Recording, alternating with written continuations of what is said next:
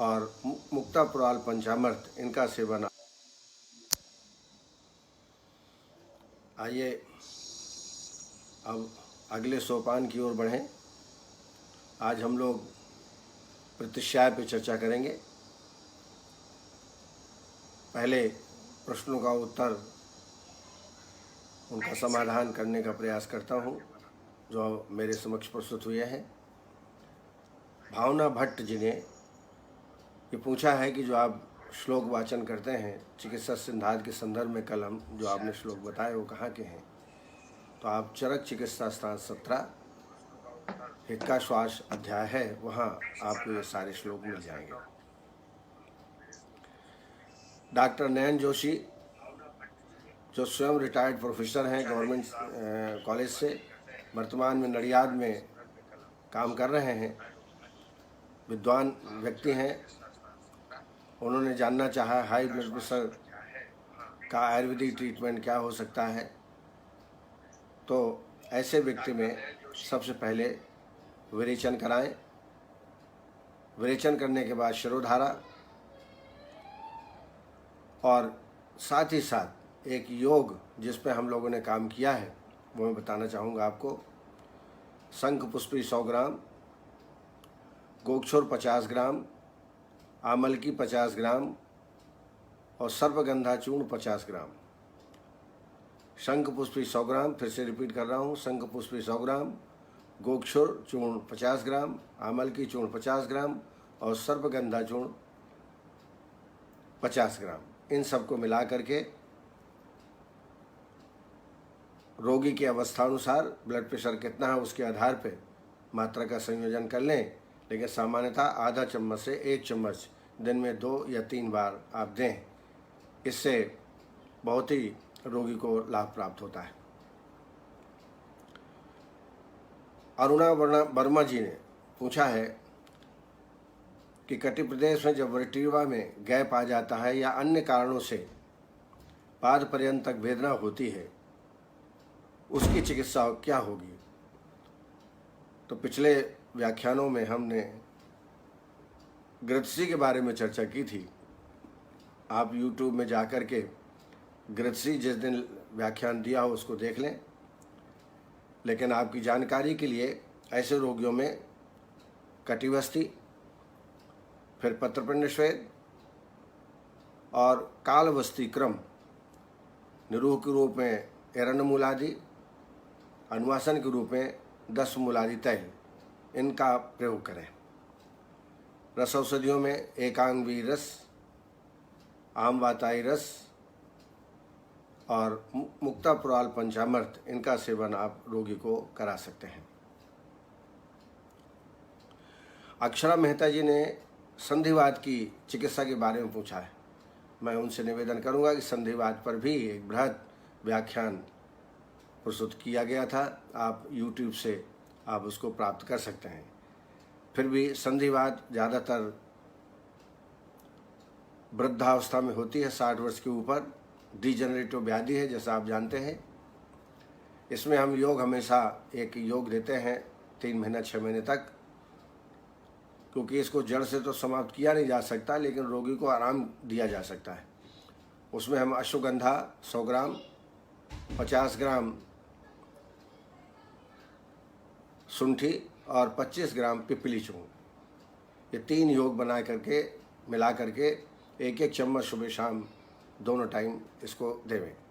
साथ ही साथ इसमें जानुवस्ती, पत्रपिंड श्वेद, जानुधारा, ये प्रक्रियाएं करें।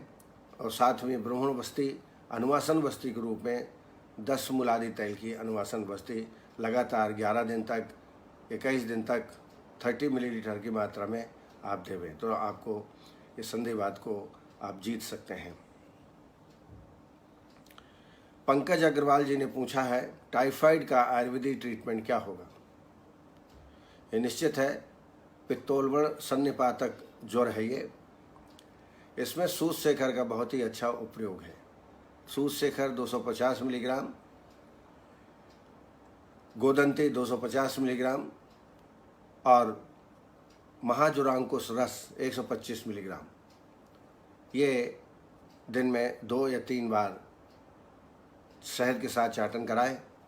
साथ में संजीवनी बटी 2 गोली सुबह 2 गोली शाम को, और अमृतारिष्ट या अमृताष्टक्वाथ, दोनों में से एक का उपयोग आप इसमें कर सकते हैं।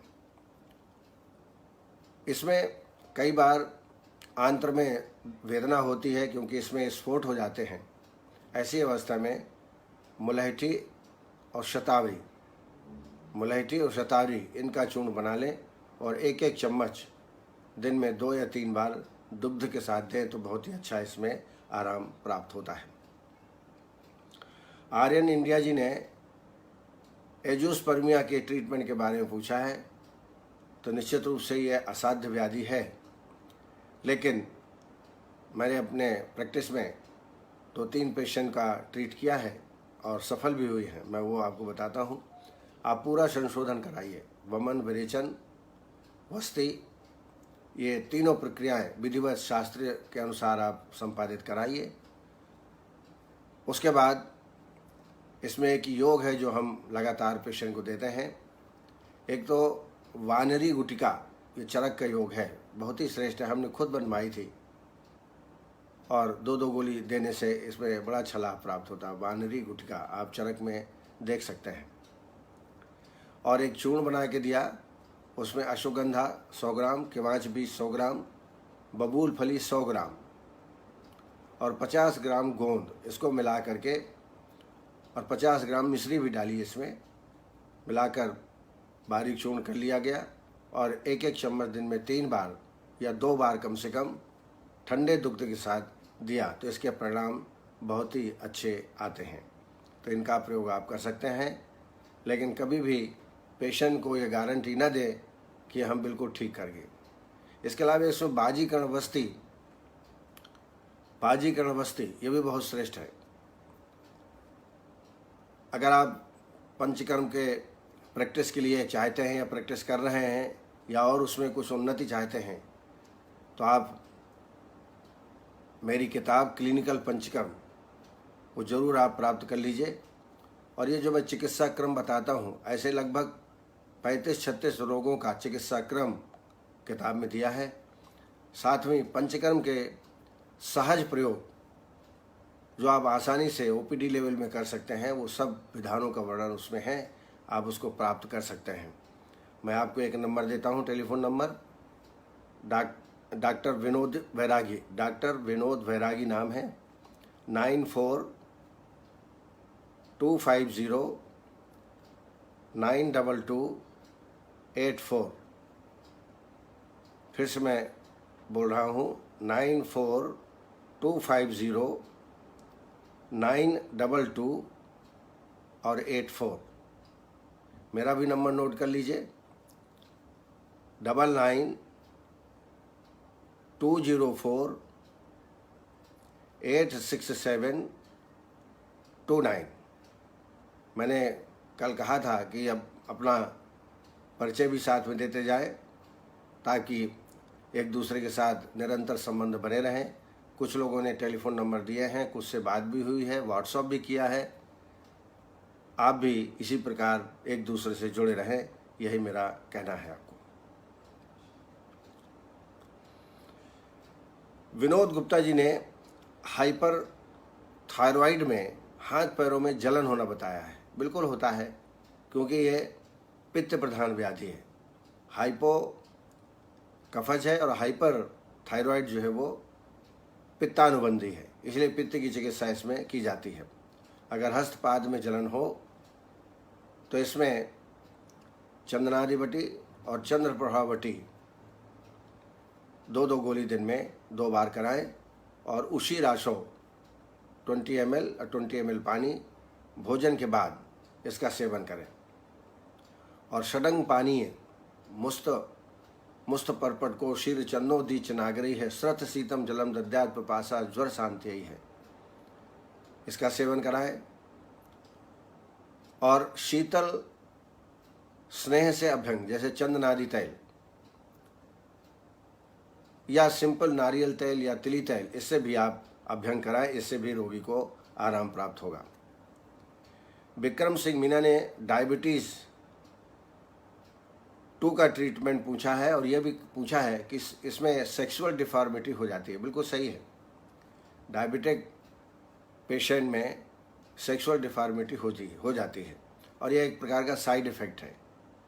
इसलिए डायबिटीज़ यदि कंट्रोल हो जाएगी तो सेक्सुअल डिफॉर्मिटी भी अपने आप कम हो जाएगी, क्योंकि अगर हम अश्वगंधा, शतावरी और केवांच बीज देते हैं उससे डायबिटीज़ बढ़ने की संभावना है।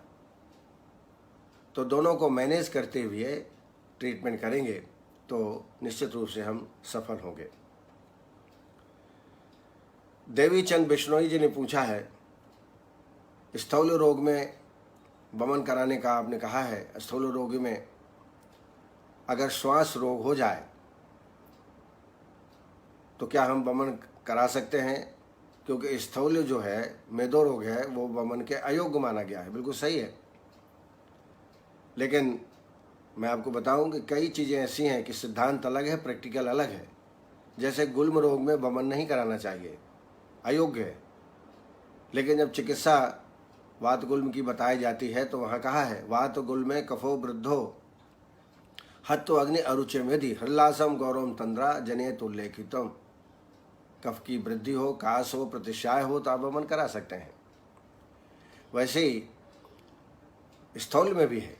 मैंने लोग अक्सर लेखन वस्ती कराते हैं, उतना लाभ पेशेंट को नहीं मिलता, लेकिन वमन विरेचन करने के बाद जब वस्ती दी जाती है तो निश्चित रूप से लाभ होता है।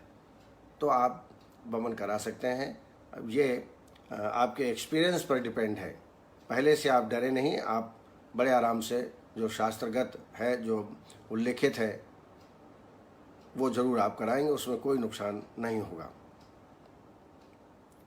नवीन शर्मा जी ने वक्ष प्रदेश में तिल तेल की जगह क्या सरसों तेल का प्रयोग कर सकते हैं? तो कर सकते हैं, लेकिन सरसों तेल के घर्षण से कभी कभी फुंसियाँ हो सकती हैं, उष्ण हैं। इसलिए चरक ने कहा है, आगतम लवण तैलेन, तैल शब्द है और तैल जहाँ लिखा हो वहाँ तिली तेल ही समझना चाहिए।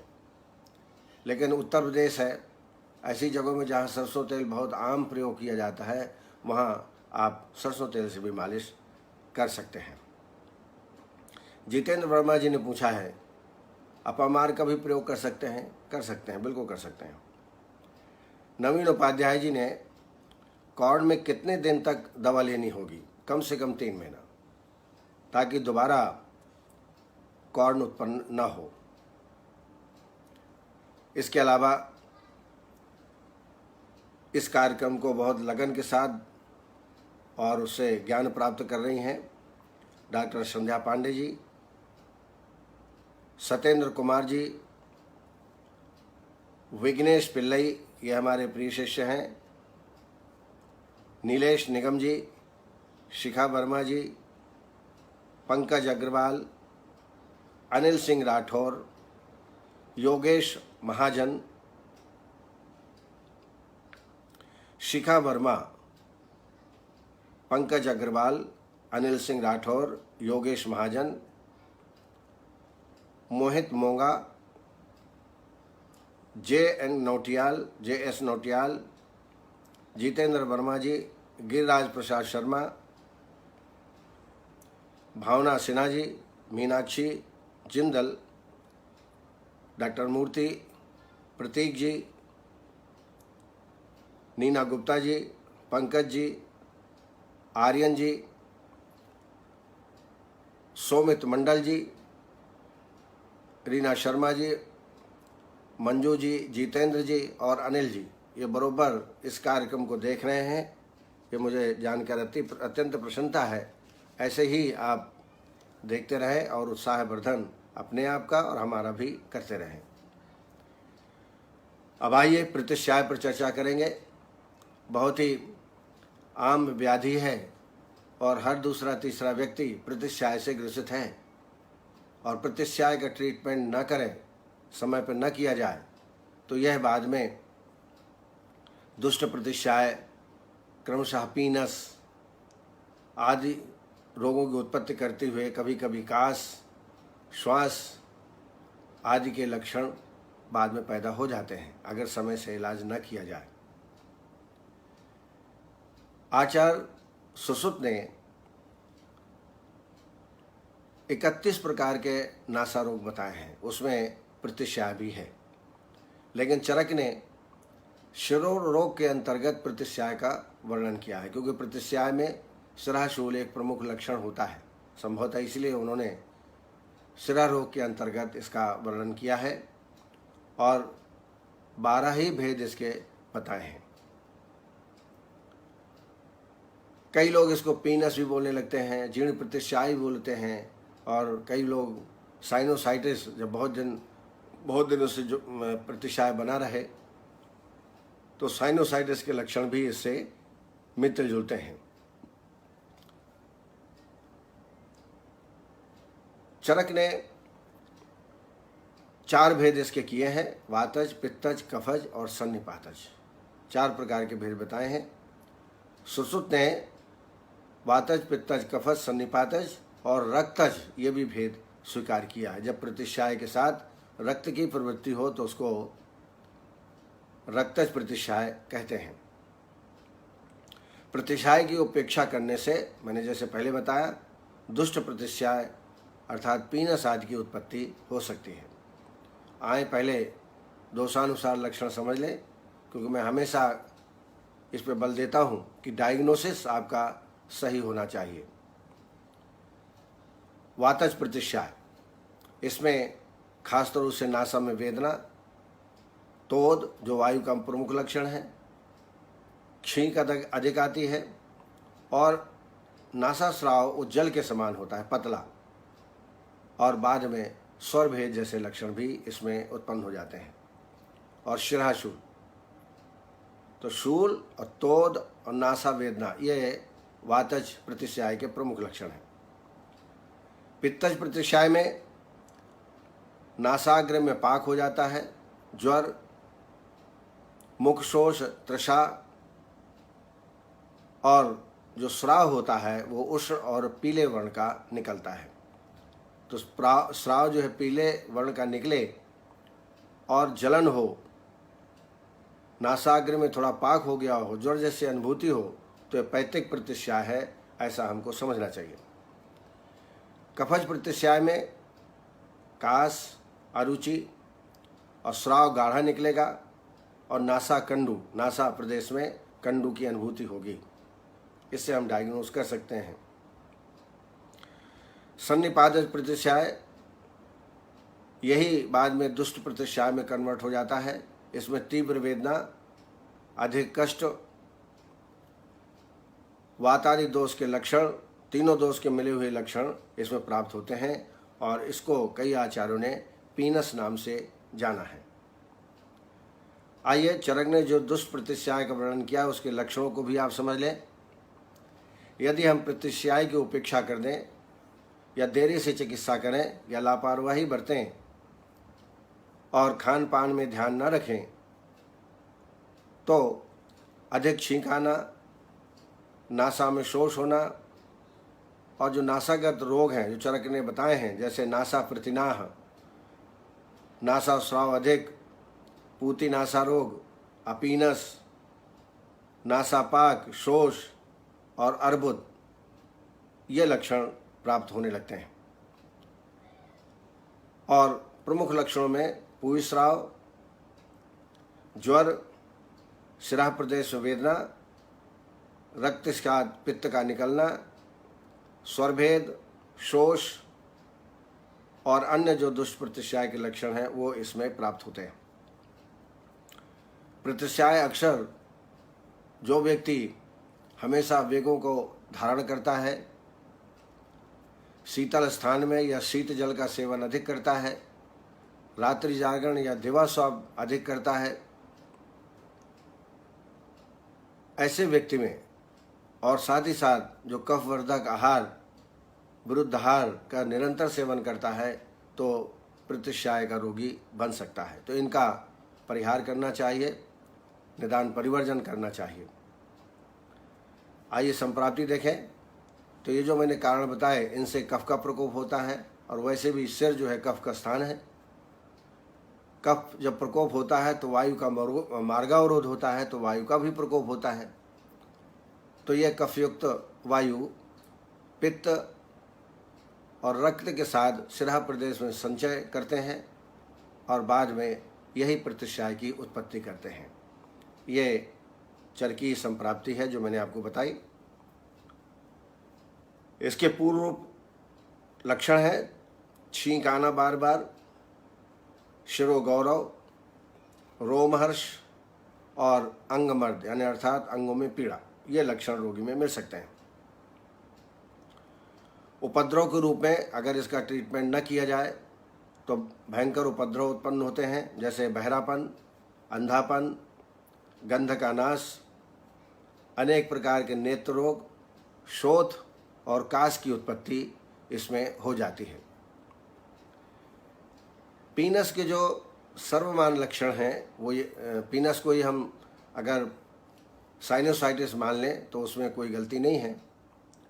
इसमें नासामुख से दुर्गंध आती है, थूकने की हमेशा प्रवृत्ति बनी रहती है, शिरोगौरव और अरुचि मुख्य लक्षण हैं। गंध का ज्ञान कम हो जाना या ना होना और श्वास प्रश्वास में दुर्गंधित हवा का निकालना, इससे आप पीनस समझ सकते हैं। और जब आपका डायग्नोस हो जाए तो उस अनुसार से आपको ट्रीटमेंट करना है। अगर वातज प्रतिश्याय आपने डायग्नोस किया है तो एक बहुत अच्छा योग है,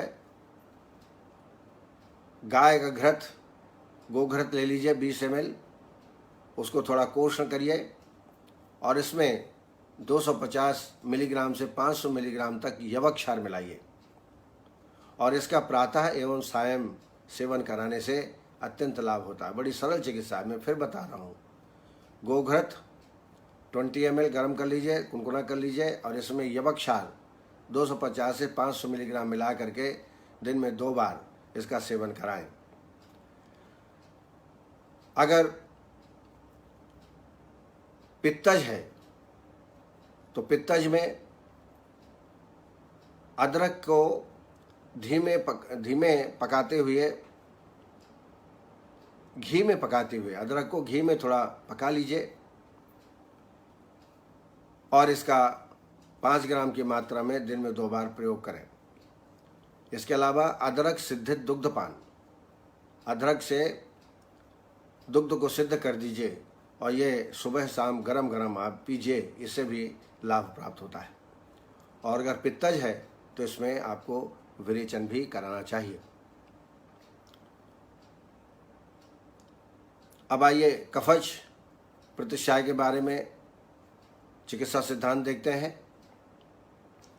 तो इसमें वमन कराना है और बहुत तीक्ष्ण वमन न करा के लघु वमन कराइए। इसका एक योग भी मैं बता रहा हूँ आपको, अनुभूति योग, जिसमें स्राव पतला निकलता है और आपने कफज डायग्नोस किया है तो ऐसी अवस्था में लहसुन, त्रिकटु और यवक्षार, लहसुन, त्रिकटु और यवक्षार, इनको बराबर, लहसुन करीब 5 कली, त्रिकटु 5 ग्राम, यवक्षार 250 मिलीग्राम घृत के साथ इसका सेवन करें सुबह और शाम। साथ में आवश्यकता पड़ने पर अवपीड़न नस्य भी इसमें करें। जब आपने पीनस डायग्नोस कर लिया तो उसमें आपको वमन कराना है। दालचीनी, तेजपत्र और चीनी, दालचीनी, तेजपत्र और शक्कर बराबर मात्रा में इसका पीस लें और इसमें चावल के पानी में कल्क का निर्माण करें और इसका सुबह शाम सेवन करें। अगर कल्क ना बनाएं तो चूर्ण को 1 चम्मच सुबह 1 चम्मच शाम को चावल के पानी के साथ लेवें। दालचीनी, तेजपत्र और शर्करा बराबर मात्रा में ले लें, चूर्ण बना लें, 1 चम्मच सुबह शाम चावल के पानी के साथ लें, आपको तत्काल लाभ प्राप्त होगा। इसके बाद एक अवपीड़न बता रहा हूँ, ये बहुत ही उपयोगी है पीनस में। त्रिकटु, सहीजन और करंज, त्रिकटु, सहीजन और करंज 50-50 ग्राम लेके एकदम बारीक चूर्ण बना लीजिए। और जब नस्य देना हो उसके एक दिन पहले 2 चम्मच निकाल के थोड़ा पानी में भिगो के रख दीजिए। प्रातःकाल थोड़ा मसलिए, छान लीजिए और इससे आप अवपीड़न नस्य 6 से 8 बूंद उभय नाश्ता में आप दें। अवपीड़न की विधि मैं आगे बताऊंगा कि कैसे आपको बनाना हो, कैसे देना है। एक और प्रयोग है जीर्ण प्रतिश्याय में या पीनस में या साइनोसाइटिस में। ये मेरा बहुत ही पसंदीदा योग है। इसमें वचा, शीघ्रु और विडंग, चक्रधर का योग है ये। वचा, शीघ्रु और विडंग, इनको 50-50 ग्राम लेके बारीक चूर्ण बना के रख लीजिए। जिस दिन नस्य करना है उसके एक दिन पहले 2 चम्मच निकाल के और करीब 4 या 5 चम्मच पानी डाल के भिगो के रख दीजिए, चटनी जैसा। सुबह इसको मसल के छान लीजिए। ये जो है अवपीड़न नस्य हुआ। आपको मालूम है कि वमन विरेचन जब हम कराते हैं तो पूर्व कर्म का उल्लेख है, आभ्यंतर स्नेहपान स्वेदन कराते हैं। लेकिन वस्ती में और नस्य में किसी भी प्रकार का पूर्व कर्म का उल्लेख नहीं, न तो स्नेहन स्वेदन। वाह स्नेहन स्वेदन कर सकते हैं, आभ्यंतर स्नेहपान नहीं। प्रैक्टिकली हमने देखा कि शोधन नस्य जब हम रोज देते हैं तो रोगी को छींकें आती रहती हैं, नासा में कंडू उत्पन्न हो जाता है और वायु के लक्षण भी उसमें प्राप्त होते हैं। तो हमने यह तय किया कि 2 दिन स्नेह नस्य देते हैं अणुतेल से, 4-4 बूंद दिन में एक ही बार देना है। स्नेह नस्य 2 दिन अणुतेल के रूप में 4 बूंद, 4 बूंद एक नासा में, 4 बूंद एक नासा में। अब प्रत्येक तीसरे दिन अवपीड़न नस्य देते हैं, अर्थात 2 दिन स्नेह नस्य और तीसरे दिन अवपीड़न। ऐसा लगभग 21 दिन का कोर्स हम चलाते हैं और इससे साइनोसाइटिस, दुष्ट प्रतिश्याय, पीनस आदि रोग बहुत अच्छे से लाभ प्राप्त होता है। फिर से मैं बता देता हूँ आपको, वचा, शीघ्रु और विडंग तीनों को बराबर मात्रा में बारीक चूर्ण कर लें। जिस दिन नस्य देना है, अवपीड़न देना है, उसके एक दिन पहले 2 चम्मच और 4 या 5 चम्मच पानी मिला करके चटनी के रूप में रात्रि भर रख दें। प्रातःकाल उसको मसल के छान लें और यह हुआ अवपीड़न नस्य। इसकी मात्रा 6 बूंद या 8 बूंद तक आप दे सकते हैं। जब आप स्नेह नस्य देते हैं तो नस्य का जो पूर्व कर्म है, मालिश करना, नाड़ी स्वेद से सेक करना, ये उतना आवश्यक नहीं है। लेकिन जब अवपीड़न नस्य दे रहे हैं तो निश्चित रूप से आप ग्रीवा के ऊपरी भागों में अच्छा अभ्यंग कराइए। अभ्यंग कराने के बाद नाड़ी स्वेद से या टॉवल को गर्म पानी में भिगो करके ग्रीवा के ऊपरी भाग में स्वेदन कर्म करें। इससे कफोत्क्लेश होगा और शोधन की प्रक्रिया भी अच्छी होगी। आवश्यकता पड़ने पर धमापन नस्य कटफल का दीजिए। कभी कभी अवपीड़न नस्य देते हैं तो ऐसा लगता है कि दोष नहीं निकल पा रहे हैं, रोगी को छींक भी नहीं आ रही है, तब आप धमापन नस्य के रूप में कटफल चूर्ण, जिसकी मात्रा 3 मिचटी अर्थात तर्जनी और अंगुष्ठ, इसके बीच जितनी मात्रा आ जाए वो 1 मुचटी कहलाता है। ऐसा 3 मुचटी विदेह ने मात्रा बताई है। 3 मुचटी एक नासा में, 3 मुचटी दूसरी नासा में धमापित कर दीजिए, धमापन दीजिए, मुंह से फूंक दीजिए। इसकी विधि है 6 अंगुल लंबी नली ले लीजिए प्लास्टिक की और उसमें 3 मुचटी भर करके और विधिवत नासा के पास ले जा करके उसको धमापन कर दीजिए। तो उससे छींक आना चालू हो जाती है। छींक आने से दोष का निष्कासन अच्छा होता है। उसके बाद रोगी को आवश्यक हो तो धूम्रपान भी कराइए। जो मैंने बताया था, घृत साधित यव और या एरण्य नाल को एक दिन पहले घृत में भिगो के रख दें तो इसका फिर दूसरे दिन धूम्रपान के रूप में हम प्रयोग कर सकते हैं। फिर अच्छी तरह गार्गलिंग कराइए और मुख वाश करके फिर रोगी को आधा घंटा तक अपने कक्ष में बिठाएं। ये मैं बता रहा हूँ अवपीड़न नस्य जिस दिन देना है, क्योंकि अवपीड़न जब हम देते हैं तो रोगी को खूब छींक आती है, दोष भी काफ़ी निकलते हैं, रोगी को थोड़ा कष्ट भी होता है ऑपीडा नस देने में, तो आधा घंटा आप निरीक्षण में अपने पास रखें। ये 21 दिन का कोर्स है। बहुत जीर्ण प्रतिश्याय हो तो 21 दिन का कोर्स देने के बाद 7 दिन गैप कर दें और फिर से 21 दिन का ये कोर्स करें। ये बहुत ही अनुभूत और निरापद चिकित्सा पद्धति है, इसका आप प्रयोग कर सकते हैं। इसके अलावा एक और नस्य है शुंठी और गुड़। शुंठी और गुड़ 10-10 ग्राम लेकर के गर्म पानी में घोल लीजिए और फिर उसको नस्य के रूप में आप प्रयोग कर सकते हैं।